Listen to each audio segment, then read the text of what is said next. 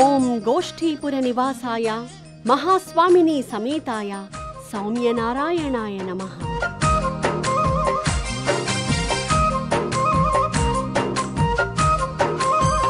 తిరుక్కోట్టియూర్ గోష్ఠీపురం చరిత్రాత్మకమైన ఈ క్షేత్ర గోపురం మీద నుంచి రామానుజుల వారు వేదసారమైన మూలమంత్రాన్ని మానవజాతికి విరజిమ్మారు.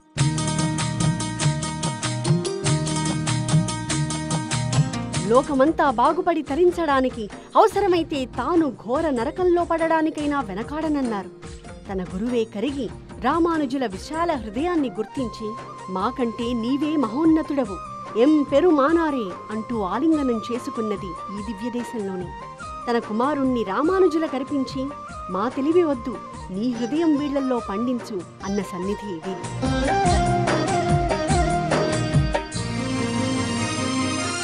తిరుక్కోట్టియూర్ గోష్ఠీపురం. దేవతలంతా ఇక్కడ గోష్ఠికి చేరి హిరణ్యకశిపుడి నిర్మూలన గురించి ఆలోచించారట. శ్రీమన్నారాయణుడు తాను ధరించబోయే నృసింహరూపాన్ని ముందుగా వీరికి చూపించి ధైర్యం కలిగించాడట. అందుకే ఇది గోష్ఠీపురమైంది.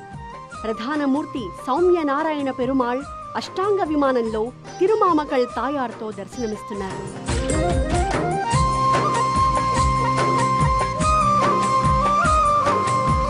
పెరుమాళ్ దగ్గర ప్రార్థన చేసి ఒక నేతి దీపాన్ని సన్నిధిలో వెలిగించి ఇంటికి తీసుకుని వెళ్ళాలి. ప్రతిరోజు అది కొండెక్కకుండా మంచి నేతితో ఇంట్లో ఆరాధించుకోవాలి. కోరికలు తీరాక కృతజ్ఞతలు స్వామికి తెలుపుకోవచ్చు. ఆ స్వామిని సేవించి లోకహితానికై జీవించే శక్తిని పొందుతాం.